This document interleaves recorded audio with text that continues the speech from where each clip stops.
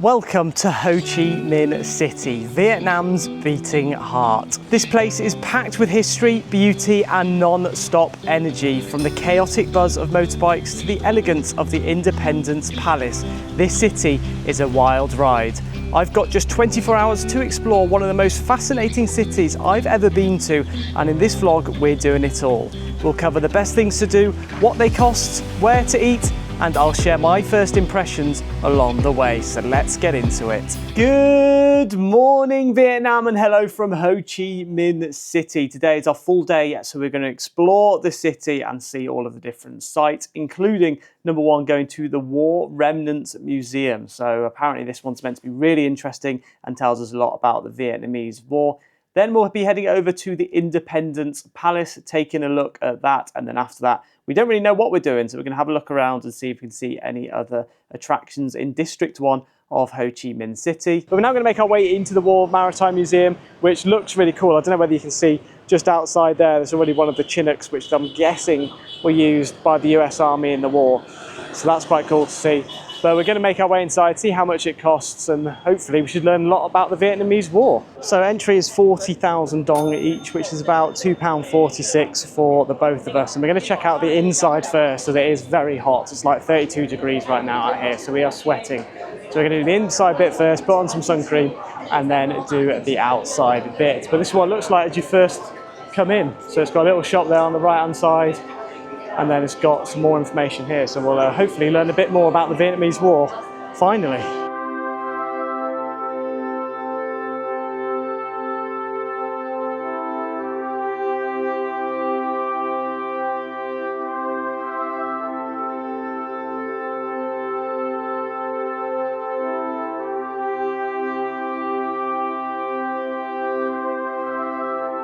So we've just done the top floor of the museum, and it's basically got two sections. It's got the historical truth section and then the photographer section. So obviously the photographer section has got all basically the photographs which were taken during the Vietnam War and the Indochina War, and it's really interesting and quite deep to see all of the photos that were taken. It's got very realistic ones, it's got people with lost limbs and everything. So it is quite an emotional area, but it's also really interesting, and they've got lots of facts and information on it too. This is definitely the best museum which we've been in so far whilst being on our travels, so I definitely recommend doing this. And then in the historical truth section, it taught us all about obviously the Indochina War, which was between 1946 and 1954, and then the Vietnam War, which was from 1955 to 1970. So I'm not going to spoil too much of it, but basically the first war was between the French colonists and the Vietnamese, because they were trying to get independent from the French. And then the second war was the Americans, which were trying to basically stop any communist party from forming in North Vietnam. So they worked with South Vietnam, which were against communism, to try and overthrow them. So both really interesting wars, so definitely take a look into it. I didn't know much about it before I came here, and now I feel like I know quite a lot.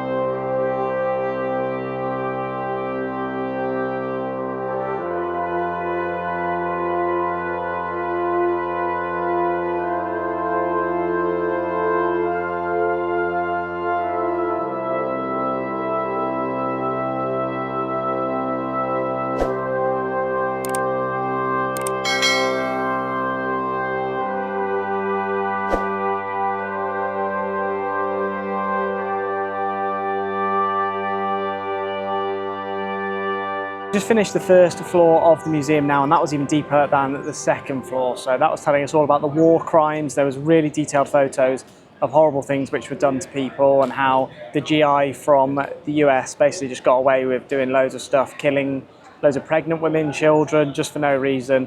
And then there was also followed by the Agent Orange Museum, which is basically like a chemical attack which the US did on the Vietnamese people, and basically it affected not just the Vietnamese, but them soldiers themselves. And now people are still, to this day, being born with deformities. So I think it said up to the 4th generation they've noticed that some people are born with deformities, so it's not nice at all. And obviously I'd recommend coming to this museum and just reading all about it, because I didn't know anything about this So it is horrible. But now, on a good note, we have come back and bought ourselves a Magnum ice cream, and Beth's got herself a sombrero. Was it sombrero? Solero ice cream. So those both came to 60,000, which is around £2. And now we're going to look around the outside whilst we have our ice creams, and then do the bottom floor on the inside of the museum.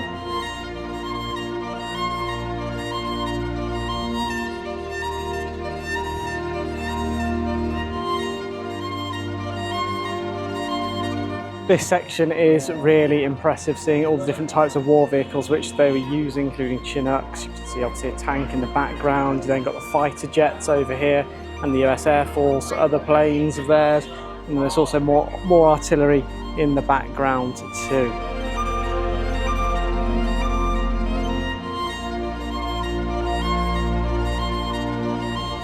I think until you see them, you don't actually realise just how impressive all of these are. Like, they're just huge, these planes. And you can see where they've dropped the bombs and stuff. But yeah, these were actually used in the war, which is just crazy.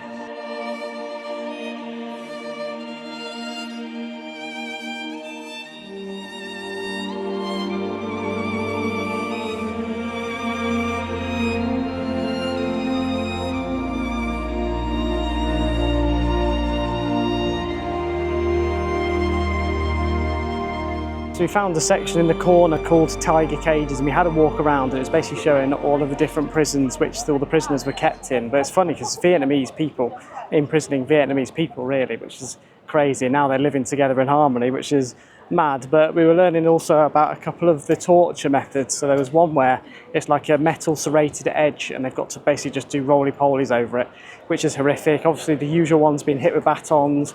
There was loads more too, so definitely come to this to learn all about it. But we're now heading inside to learn just a little bit more about, I think it's about the Vietnam War, so we'll have to see.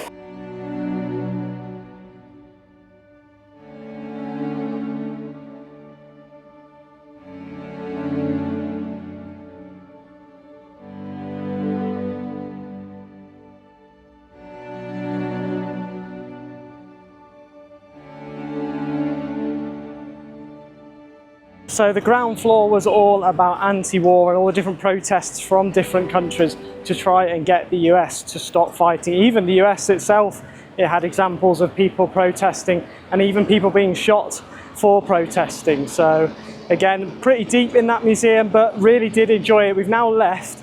We were in there for about 3 hours, and I'd say that was probably a good search. We did go around it for quite a while, and we did read a lot of it too. So I'd say 3 hours is the maximum amount of time that you'd need, but it is definitely worth visiting, and it's the most informative museum which we have been in, especially about the Vietnam War. But next up on our list to see is the Independence Palace, and it's not too far, so we're just walking over to that now. I have to say though, it's the busiest city which we've been in, and also the warmest city we've been in so far, so it feels like 32. I think it's meant to be 32, isn't it? But it feels like higher, so it's not ideal. But just look at how many bikes there are and stuff.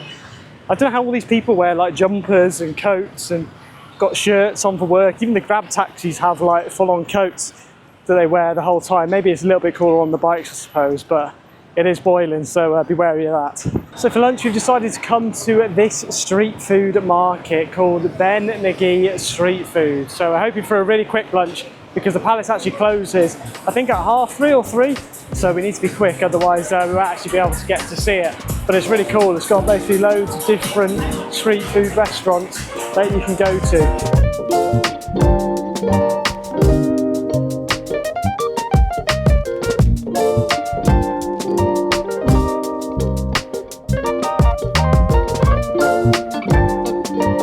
So we did a quick walk around the whole of the street food place, trying to pick what we wanted, and we walked past a banh mi place, and I had to get it because we've not got long left in Vietnam, so soon we won't actually be able to get the banh mi's, I don't think. So I've got this one, which is a pulled pork, I think it was, no, grilled pork. So it looks really tasty. Let's give it a try. That was nice. It's massive though. You can barely get it into my gob. Beth's gone to this Mexican place called Tacos Especiales, and she's ordered a vegetarian burrito. So we're just waiting for that to arrive now. They give you these light tags, and they'll light up and vibrate when your food's ready. So she'll go over and get that in just a moment and we'll give it a try. I never actually got to try Best Burrito in the end. She scoffed it down while I was getting the tickets for the Independence Palace. In the end though, it cost $175,000 for Best Burrito and just $70,000 for mine. So overall, $245,000, which is around £7 to £8. So not too expensive for lunch today. And we bought the tickets, so we're here now at the Independence Palace, and it cost us $65,000 each to go in, and you also get to go into the exhibition too. Otherwise, if you just want to see the palace from the outside, it is only $40,000. But we decided we want to do the exhibition too. But a little bit of a backstory of the Independent Palace itself. So here it is. It looks beautiful, and actually served as the presidential palace until the 30th April 1975, when basically the Northern Vietnam tanks destroyed the gates, and then they basically took over Saigon, and that's why they changed it to Ho Chi Minh City. So it used to be called Saigon here, but they changed it to Ho Chi Minh City because he was the person that signed the independence lease for Vietnam. So just as we were talking about the tanks, these were the tanks which stormed the palace and took over Saigon itself. I think the reason they would have changed the name would have been to do with just a power surge, just to say, F you, Saigon, we'll get rid of you and change you to Ho Chi Minh City. So we're just making our way up now to the palace and going in. It actually looks like a hotel entrance. As you come up, you get dropped off, all your bags dropped off here, and then you go up to reception and book in. But no, this is actually the Independence Palace itself. I think there's meant to be some meeting rooms and other rooms in here which we can check out. So we'll just have a look at the map now and see what to do.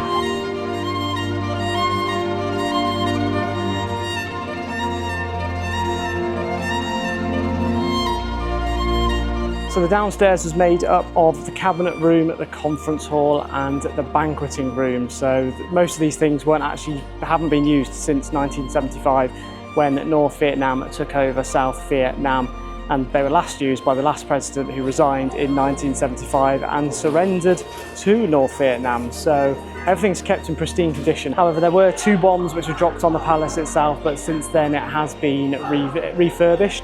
And basically, once those 2 bombs were dropped on the palace, US then decided that it was time to evacuate the rest of the troops, and that is when Saigon fell.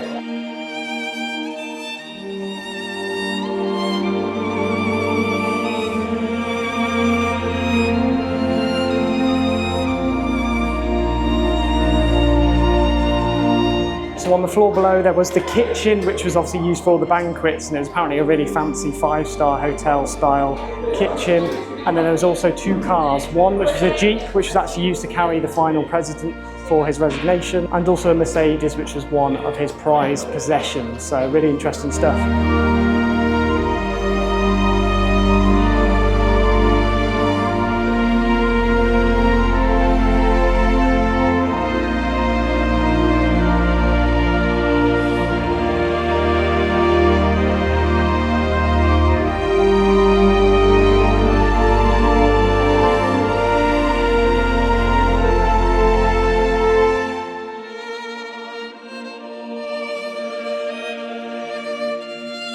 So the second floor was made up of the presidential rooms and national security rooms for both South Vietnam and the US, and they're really fancy and cool to see as well. And we actually found out that the final Prime Minister resigned after just a week, and then he basically surrendered to North Vietnam, and the Prime Minister that was before that resigned and evacuated to the US, and neither of them were actually killed by the Northern Vietnamese. So they both just resigned, and this last president actually just lived in Ho Chi Minh City for the rest of his life.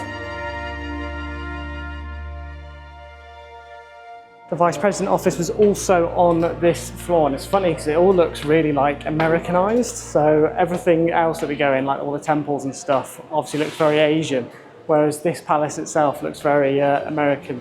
So obviously they did take their influence when they tried to protect South Vietnam. This is the President's bedroom, with a bed which isn't actually that big. I thought he'd have had a more big and grand bed than he does. Onto the 3rd floor, and you've got the games room. Not my ideal games room. I'd much rather have the computer in here and been playing some Rocket League, but each their own. And you've also got the cinema room, which is basically a big stage. So I'm guessing they used to have performances up there. And then just outside of the cinema room was the helipad. So that's obviously where the president used to get his helicopter to and from. Then you've got the First Lady's reception room. So she obviously used to hold quite a few meetings here with the First Ladies of other countries. You can see it's a lot more exquisite than the other rooms that we've been in.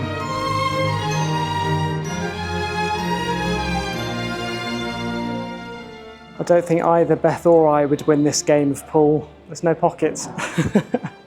Then there's obviously the piano over there too. We've just had a look in the library as well, but we were saying it's so warm in here. So if they didn't have any aircon when they were actually using this presidential palace, everyone would be sweating. And then finally, we are on the roof of the presidential palace. So you should be able to get some stunning views over the top in just a second. There it is. That's what he looked out to. I wouldn't mind having this as my garden every morning. But it's bloody hot, that's all I can say. There's loads of little flies flying all over me too. I'm pretty sure the helipad, you can see, it's just over here on this side, the helipad.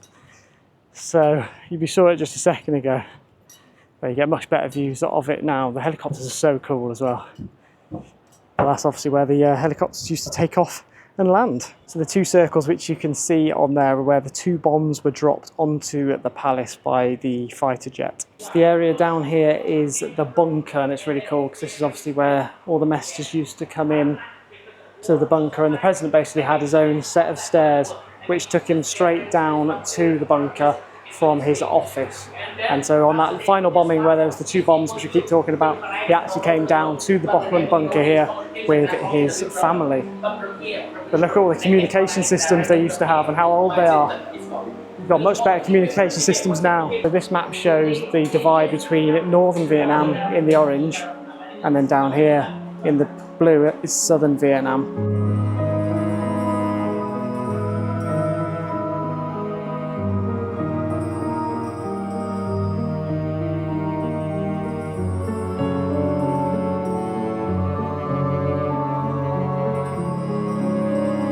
So this is the presidential bedroom, so he had to use this when he was down here in the bunker, so it's just a tiny small bed with a couple of phones by it.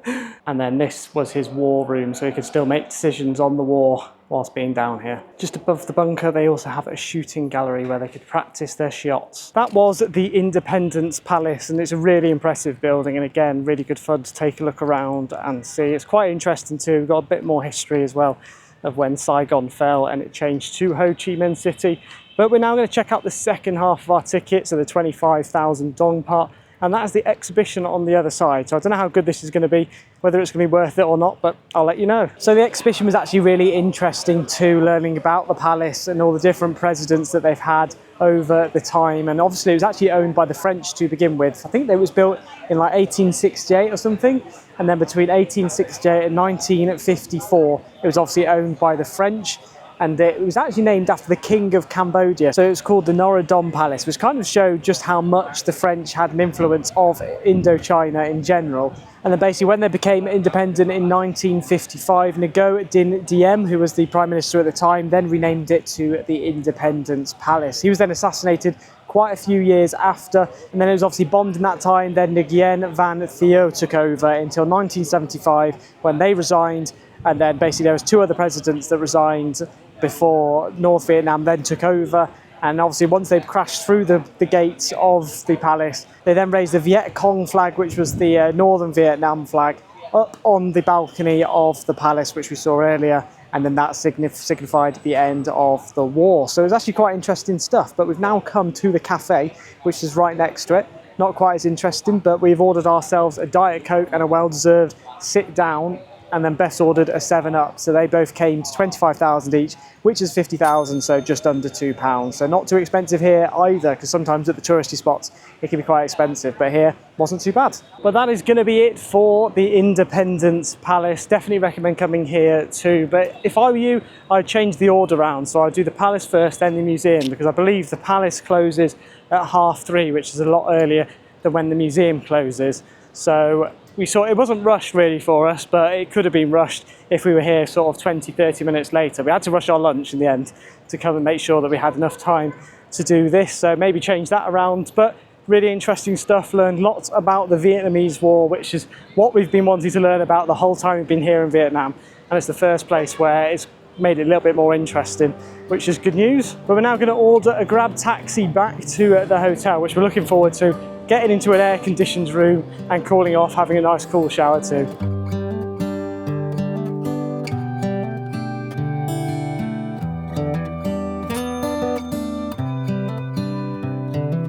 And now we feel much better. So we've come back to the hotel, cooled off with the air conditioning and got ready to go out this evening. We're gonna be heading over to the night market, which is called the Ben Thanh Night Market. And it looks huge, so I'm looking forward to seeing it. So let's get going. We're probably gonna order a grab taxi to the entrance, and then we'll take a look around, maybe at some shops before grabbing some food. So we're just waiting for the grab taxi now. It's between 32 and 33,000, so less than a pound, or just around a pound to be honest.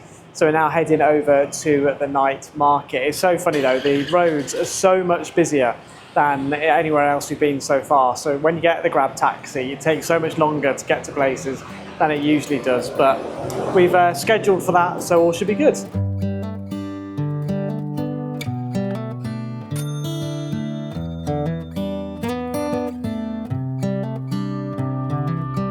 Now, I've never seen so much carnage in my life with the traffic. No one listens to the traffic lights, so you can see why there is so much traffic.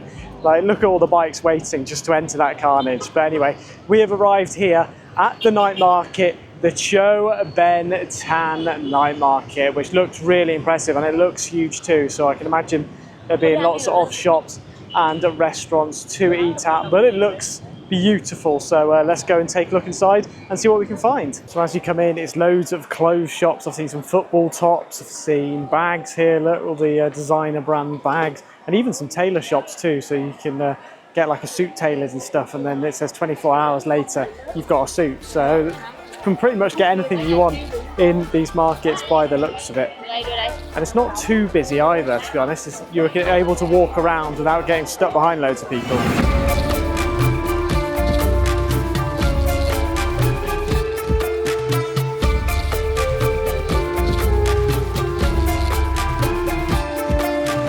It is like a sauna in here, and as you can see, my head is very shiny and it's sweating. But Beth, again, as usual, we can't take her anywhere. She goes into a night market and she comes out with a hair clip now. She did break her hair clip earlier, and it's only less than a pound, so she paid 25,000 for this. And I actually saw someone get one that was very similar and paid $4, so she did quite well there to barter it down.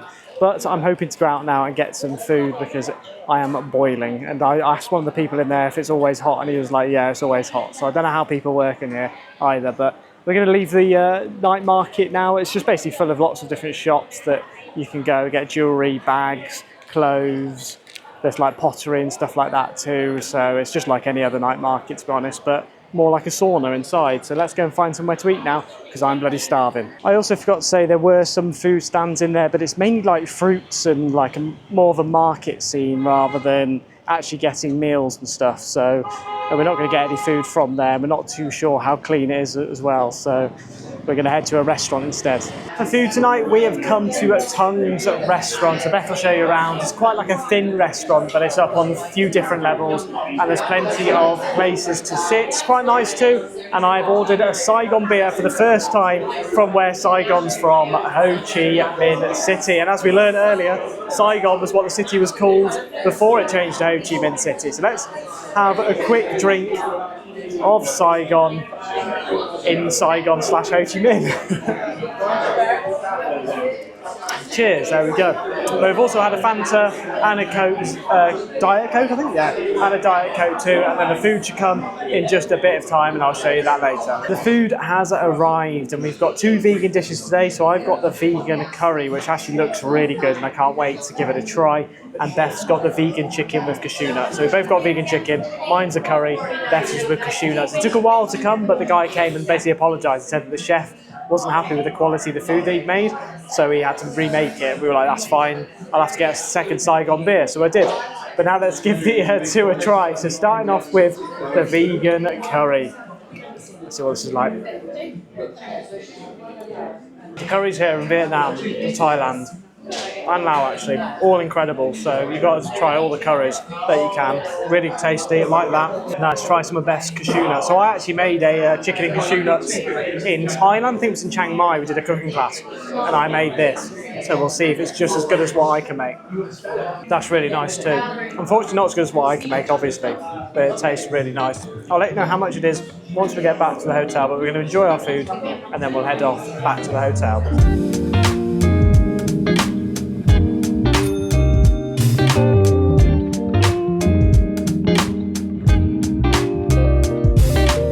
And now we are back in the hotel room. So that really was the perfect 24 hours itinerary for anyone that wants to go to Ho Chi Minh City. We had a great time, learned loads of history throughout the day, and then we went to the night market this evening and got a lovely meal too. And that meal actually came to 506,000, which is around £15.50. So a little bit more expensive than usual, but I did have 2 Saigon beers, so that probably made up for it. Then we got the taxi back again, that was 32,000, so only £1 again, which was nice. And now we are back in the room about to head off to sleep. So I do hope you all enjoyed the vlog, and if you did, do make sure to smash that like button and subscribe if you want to see some more of this content. We're trying to get as many vlogs as we can out. I'm doing daily recordings, but the editing takes a little bit longer, and it'll help to support the channel if you do subscribe. So I'll see you all in tomorrow's vlog.